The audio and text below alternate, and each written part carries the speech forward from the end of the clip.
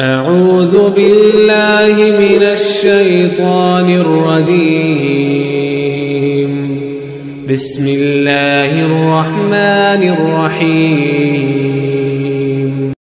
بسم الله الرحمن الرحيم وَإِذَا أَنْعَمْنَا عَلَى الْإِنسَانِ أَعْرَضَ وَنَأَى بِجَانِبِهِ وَإِذَا مَسَّهُ الشَّرُّ كَانَ يَئُوسًا قُلْ كُلٌّ يَعْمَلُ عَلَى شَاكِلَتِهِ فَرَبُّكُمْ أَعْلَمُ بِمَنْ هُوَ أَهْدَى سَبِيلًا۔ آج کی دونوں آیتیں بڑی ہی قابل غور ہیں اور ہمارے لیے اس میں کافی سبق ہے۔ گزشتہ کل جو بات ہوئی کہ وَنُنَزِّلُ مِنَ الْقُرْآنِ مَا هُوَ شِفَاءٌ وَرَحْمَةٌ لِلْمُؤْمِنِينَ کہ اس قرآن کو ہم نے مومنین کے لیے شفا بھی بنایا ہے اور رحمت بھی بنایا ہے۔ صرف اس دنیا میں نہیں، اس قرآن کے ذریعے جب وہ کل قیامت میں پہنچے گا تو اس کے گناہوں سے اسے چھٹکارا دے کر اس قرآن کی تلاوت اگر وہ وہاں بھی کرے گا تو یہ قرآن اس کے لیے وہاں بھی رحمت بن جائے گا۔ جنہوں نے زندگی میں سورہ ملک تبارک الذی اگر روزانہ رات میں پڑھی ہے اور اس کا انتقال ہوا ہے تو یہی قرآن قبر میں پہلی رات اس کو پیش کیا جائے گا اور کہا جائے گا میرے بندے تو روزانہ زندگی میں سورہ ملک پڑھتا تھا، یہ منقطع نہیں ہوگا، تیرا قرآن سے رشتہ ہے وہ آج بھی قبر میں بھی باقی رہے۔ سبحان اللہ، سبحان اللہ۔ اب آپ سمجھ رہے ہیں رحمت ہے قرآن مومنین کے لیے رحمت کیسے کہ اس کے اقربا، اس کے رشتہ دار، اس کے ماں باپ اس کو چھوڑ چکے، وہ قبر میں تنہا ہے لیکن قرآن وہاں بھی رحمت بن کر اس کا سہارا بن رہا ہے۔ یہ ان چیزوں کو بیدار کرنے ہمارے بچوں کو یہ چیزیں سکھانے کی ضرورت ہے۔ ABCD سکھائیں نہ سکھائیں، اسے آئے نہ آئے، لیکن تبارک الذی آنی چاہیے۔ پتہ نہیں ہم نے اپنا دماغی کچھ الگ کر کے رکھا ہوا ہے، اس کو بدلنے کی ضرورت ہے۔ تبارک الذی سکھائیے کہ مرنے کے بعد کچھ نہیں آئے گا لیکن یہ قرآن اس کا سہارا بن جائے گا اور اسے آخرت کے اندر جو عذاب ملنا ہے اس سے دور کر کے ہمیشہ کی جنت کا حقدار بنا جائے گا قرآن۔ یہ ٹھیک، تو یہ تھا رحمت ہے مومنین کے لیے، لیکن کافروں کے لیے کافروں کے لیے کچھ نہیں ہے۔ وَلَا يَزِيدُ الظَّالِمِينَ إِلَّا خَسَارًا۔ قرآن کو مان کے اپنا راستہ سیدھا کرنا چاہیے تھا تو قرآن کا منکر بن کر کے رب کا بھی منکر ہوا، اور جب رب کا منکر ہوا تو اس قرآن کے ذریعہ اب اسے آخرت کے اندر جہنم میں ڈال دیا جائے گا اور اس کے لیے عذاب کی وعید سنا دی جائے گی۔ یہ اب اس کے بعد یہاں فرمایا جا رہا ہے اس کی انسان کی اپنی حالت اور عادت کیا ہے اس کو بیان کیا جا رہا ہے۔ وَإِذَا اور جب انعمنا علی الانسانی جب ہم کسی انسان پر احسان کرتے ہیں، اللہ کیا فرماتا ہے جب ہم کسی انسان پر احسان کرتے ہیں اعرض ونأى بجانبہ تو وہ منہ پھیر لیتا ہے۔ اللہ جب ہم پہ کوئی احسان کرے تو ہم کیا کرتے ہیں؟ اس کے احسان مند بنتے ہیں، بھلا تیرا شکریہ ہے بھائی، تو نے میرا یہ کام نکال دیا، تیری بہت مہربانی ہے، یہ کہتے ہیں ہم اس کے ساتھ۔ اللہ کیا فرماتا ہے جب ہم انسان پر احسان کرتے ہیں نا تو وہ کیا کرتا ہے؟ منہ پھیر لیتا ہے اور وَنَأَى بِجَانِبِهِ اور اپنی طرف سے دور ہٹ جاتا ہے۔ وَإِذَا مَسَّهُ الشَّرُّ كَانَ يَئُوسًا اور جب اسے برائی پہنچتی ہے، جب اسے تکلیف پہنچتی ہے، جب اسے ناپسندیدہ بات پہنچتی ہے كَانَ يَئُوسًا تو پھر مایوس ہو جاتا ہے، نا امید ہو جاتا ہے۔ رب تبارک و تعالیٰ نے کتنے احسانات فرمائے؟ ان گنت احسان۔ سب سے پہلے انسان بنا دیا، اتنا بڑا احسان فرمایا۔ پتھر کنکر بنا دیتے تو کیا ہوتا؟ انسان بنایا، ایک احسان فرمایا۔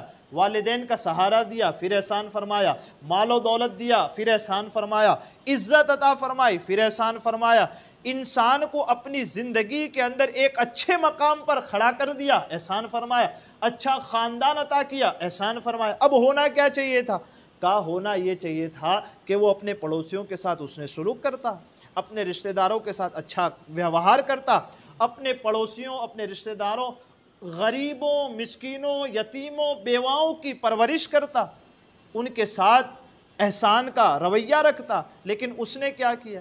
ان کو تو چھوڑو، ان کے ساتھ رکھنا چاہیے تھا، ان کو چھوڑو، خود کبھی رب کا سجدہ تک نہیں کیا، رب کی بارگاہ میں اس کا احسان مند بھی نہیں بنا کر کے کہ میرے رب تو نے اتنے سارے احسانات فرمائے، تیرا شکریہ، کبھی رب کی بارگاہ میں بھی وہ تو نہیں آیا، اپنے رب کی نعمتوں کے شکریہ میں بھی کبھی نہیں جھکا، اور جب اس کو کوئی تکلیف پہنچ گئی تو پھر وہ مایوس ہو جاتا، میرے اس ہاتھ ہونا تھا، میرے تو کسی کام میں بھلائی نہیں ہوتی، جس کام میں میں ہاتھ لگاتا ہوں وہ بگڑ جاتا ہے، برکتیں نہیں آتی میرے پاس، بھلائیاں نہیں آتی، نیکیاں نہیں ہوتی، پھر نا امید ہو کر مایوس ہو جاتا ہے، اور اپنی زندگی کے اندر ایسے کام کر بیٹھتا ہے وہ کہ جس کے سبب وہ رب کی ناراضگی کو مول لیتا ہے، ایسے الفاظ زبان سے بول جاتا ہے کہ جو رب کی ناراضگی کا سبب بن جاتے، ایسے کام کر بیٹھتا ہے، گناہوں کے ایسے دلدل میں پھنس جاتا ہے کہ رب کی رحمت سے دور ہو جاتا ہے۔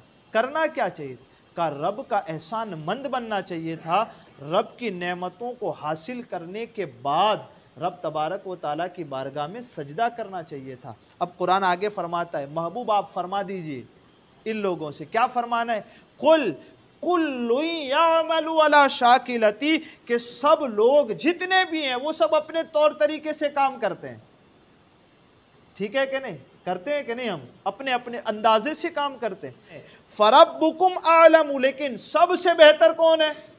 فَرَبُّكُمْ أَعْلَمُ، تمہارا رب اسے خوب جانتا ہے، بِمَنْ هُوَ أَهْدَىٰ سَبِيلًا، جو سب سے زیادہ سیدھے راستے پر چلنے والا ہے۔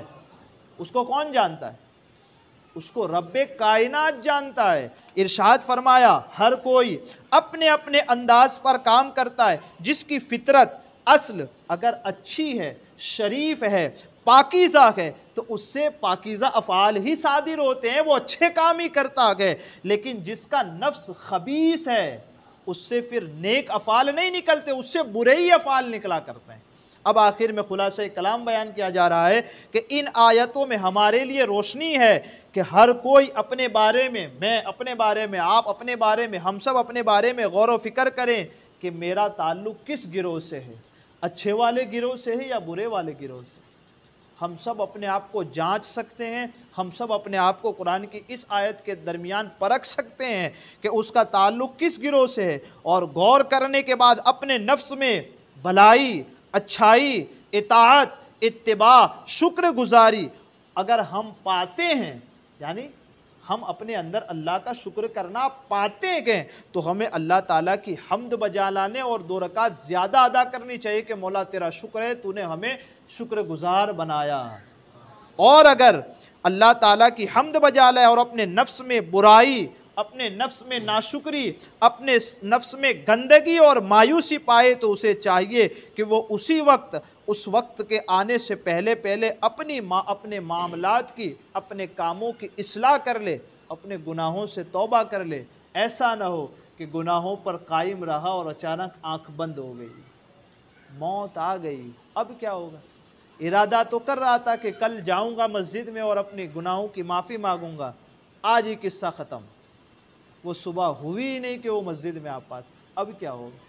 اس لیے اگر رب ہمیں توفیق دیتا ہے اچھے کاموں کی، تو اس کا شکر ادا کر کے مزید اور کام اچھے کرنے کی اس سے دعا مانگنی چاہیے۔ یہ نہیں کہ ہم کرتے ہیں یہ کام، یہ رب جو کام کرتا ہے اس کا کام ضرور دکھتا ہے کہ نہیں؟ آپ اگر نمازی بن جائیں گے تو وہ ضرور دنیا دیکھ لے گی، آپ کو یہ کہنے کی ضرورت نہیں پڑے گی کہ میں نمازی ہوں، جو بھی کام کرتا ہے اس کا کام خود گواہی دیتا ہے کہ یہ کرنے والا ہے۔ لیکن جب جتائیں گے تو کہیں ایسا نہ ہو کہ ہمارے کیے ہوئے کام پر پانی پھر جائے، اور جب ہم قیامت میں یا قبر میں جائیں تو پتہ چلے کہ یار کچھ بھی نہیں آیا ہمارے ہاں۔ اس وقت کے آنے سے پہلے اپنے آپ کو سنبھالنے کی ضرورت ہے، اور ہمارے کاموں کو دیکھ کر ہم کس گروہ میں داخل ہونا چاہتے ہیں، یہ بھی ہمارے لیے آنکھیں کھولنے والی آیتیں ہیں۔ اللہ تعالیٰ مجھے آپ کو کہنے سننے سے زیادہ علم اور عمل کی توفیق عطا فرمائے۔ قرآن مقدس کی جو کچھ تفسیر کو ہم نے سنا اس پر عمل کرنے کی ہم سب کو توفیق عطا فرمائے۔ ہمارے کہنے آپ کے سننے میں عمدن سہون کوئی خطا ہوئی ہو، اللہ عز و جل اپنے حبیب کے صدقے اسے بھی معاف فرمائے۔ استغفر اللہ ربی